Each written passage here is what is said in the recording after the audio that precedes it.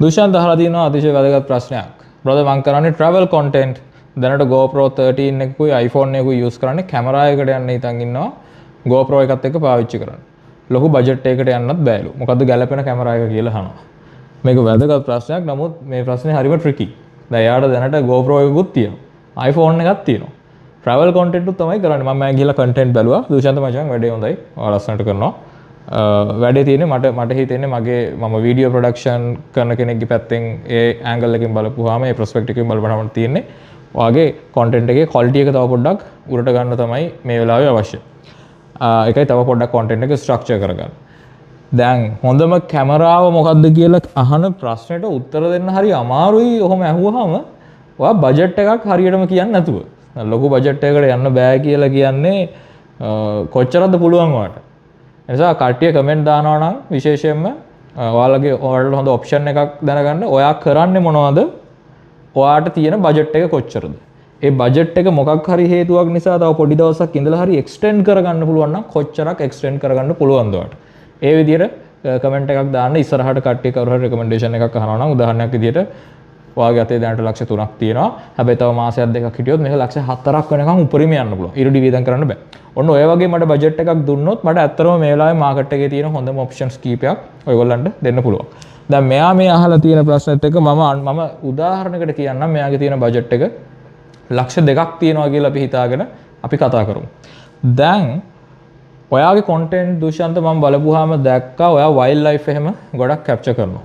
දැන් content එකේ මෙතන මම ඔයාගේ content එක බලපුවාම ඔයාට වැඩිපුර තියෙන්නේ content එකේ ප්‍රශ්නයකට වැඩිය කැමරා එකේ ප්‍රශ්නයකට වැඩිය ඔයා post productions පැත්තෙන් තව පොඩ්ඩක් content එක structure කරගෙන color grading log profiles වලින් වගේ shoot කරලා හොඳ dynamic range එකක් එක්ක කොහොමද shoot කරන්නේ GoPro වගේ තියෙන කැමරා එකක සම්පූර්ණ තියෙන capability එක ඔයා කොහොමද use කරගන්නේ? ඔන්න ඔය වගේ දෙයක් තමයි දිහා තමයි ඔයා වැඩිපුර බලන්න ඕනේ. මොකද ඔයාගේ content එක මම ගිහින් බලපුවම මම දැකපු ගොඩක් මට තේරුණ දෙයක් තමයි මේකේ අර GoPro cameras වල තියෙන ප්‍රශ්නයක් මේක DJI වල මේ ප්‍රශ්නේ චුට්ටක් අඩුයි GoPro වලට වඩා. නමුත් ඒවත් තියෙනවා. මේගොල්ලන්ගේ මේවා use කරන චූටි sensor එක නිසා අර හෙන over sharp ඒ කියන්නේ sharp නිකන් අර HDR look එකක් තමයි content එකේ තියෙන්නේ. අර travel content එක කරලා තියෙන්න ඕනේ පොඩි නිකන් අර authentic ගතිය පොඩ්ඩක් sharp අඩු ගතිය ලස්සන ගතිය. ඒ හින්දා එකෙන් අර over process වෙච්ච image එක ගතියක් තමයි එන්නේ. අර වගේ neutral ගතියක් නැහැ. ඉතින් මගේ recommendation එක තමයි ඔයාට right ඔයාට කැමරාවක් විතරක් අරගෙන මේකට lens එකකුත් ගන්න වෙනවනේ. දැන් M50 වගේ කැමරාවක් ගන්න පුළුවන් අඩුම ගානකට නැත්නම් Canon 250D වගේ කැමරා එකක්. ඒ ගත්තත් ඔයා මේකත් එක්ක lens එකක් එක combine කරන්න ඕනේ. දැන් ඔයා vlog කරනවා නම් විශේෂයෙන් මේක හොඳ wide angle lens එකක් වෙන්නත් ඕනේ. හැබැයි wide angle lenses තියෙනවා. ඒවා low light වල එච්චර හොඳට perform කරන lenses නෙමෙයි අඩු ගානකට ගන්න පුළුවන්. ඉතින් ඔයාලට හොඳ combo එකකට ගන්න පුළුවන් අඩුම ගානේ A7 III එකක් එක්ක 60-35 Sony G Master 2.8 වගේ lens එකක් පරණ තියෙන එකක් හොයාගත්තොත් ඔය combo එක සාමාන්‍යයෙන් ලක්ෂ ඔයාලට ගන්න පුළුවන් වෙයි මේ වෙද්දි market එකේ ලක්ෂ 6කට විතර. හරි. ඕක හොයාගන්න පුළුවන් වුණොත් A7 III එකක් use හොයාගන්න පුළුවන් ලක්ෂ 3කට අඩුවෙන්. අර lens එකත් සාමාන්‍යයෙන් ලක්ෂ 2.5ක් විතර වෙද්දි ගන්න පුළුවන්. ලක්ෂ 5ක mic එකකුත් ගත්තොත් ලක්ෂ 6කට අඩුවෙන් ඔය setup එක complete කරගන්න පුළුවන්. A7 III කැමරාව 60-35 lens එක. එහෙම නැත්නම් brand new යනවා නම් Sony A6700 වගේ කැමරා එකකට ඔයාලට යන්න පුළුවන්. A6700.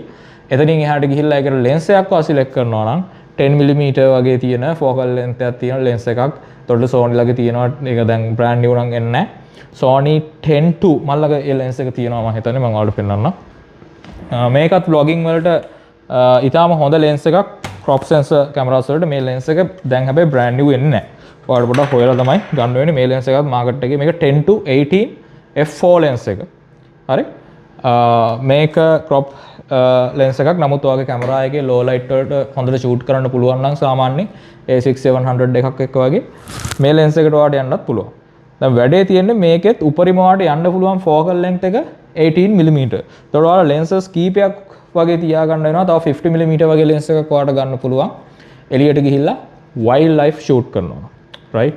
wild life එකේ දැන් අපි හිතමු ඔයා අලියෙක් හරි මොකෙක් හරි සත්තු මොනවා හරි බලන්න යනවා නම් එදාට rent out කරලා ඔයාලට වෙන ලොකු lens එකක් අරගෙන යන්නත් පුළුවන්.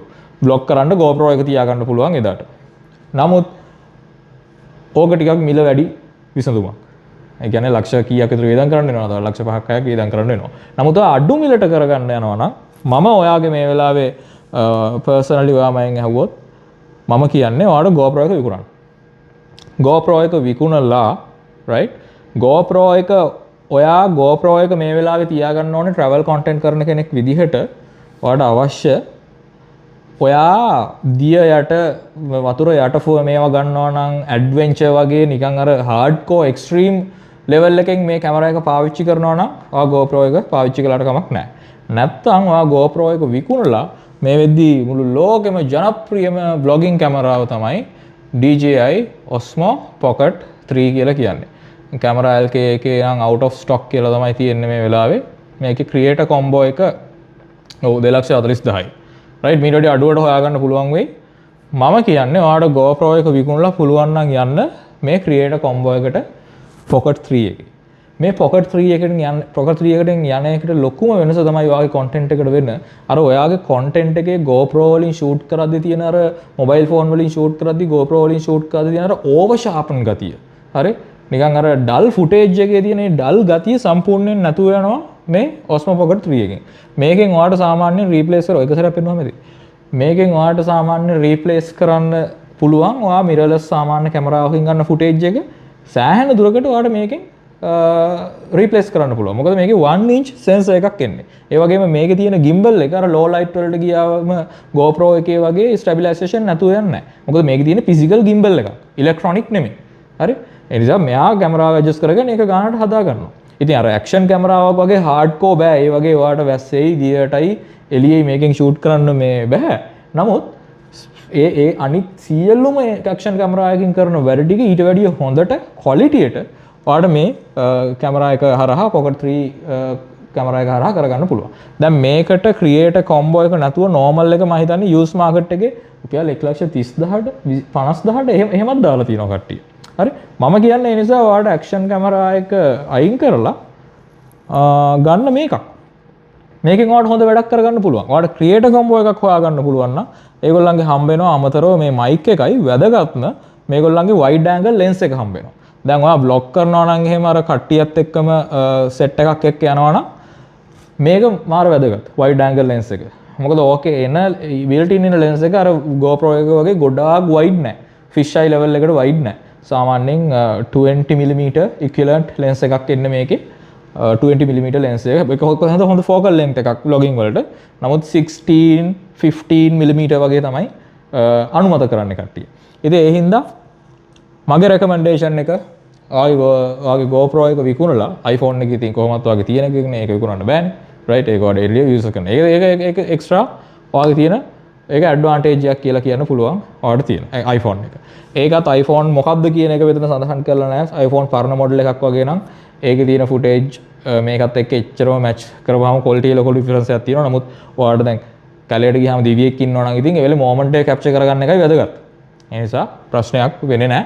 iPhone එකෙන් ඒව ටික capture කරගෙන දැනට ඔයාලට අනිත් ටික ඔක්කොම මේ කැමරා එකෙන් Pocket 3 එකෙන් capture කරගන්න පුළුවන්.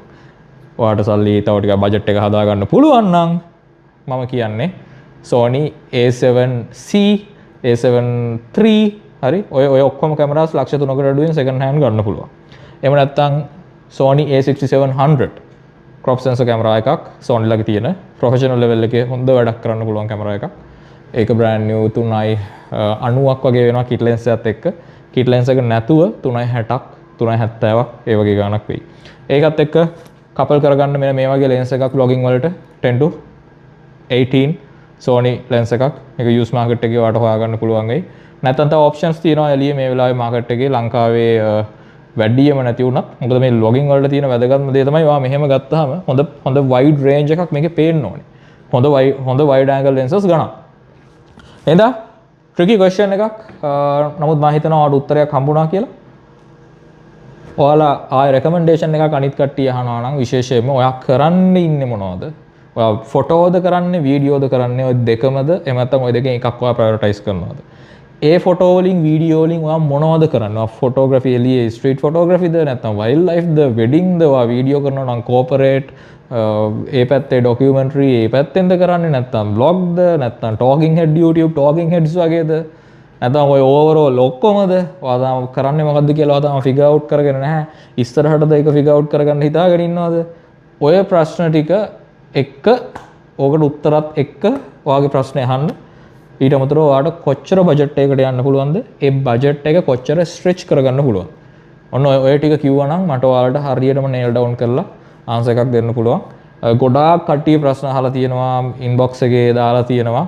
හැම එකටම දවසකට එක වීඩියෝ එකක් තමයි අපි කරන්නේ. ඉතින් හැම එකටම උත්තර දෙන්න අමාරුයි.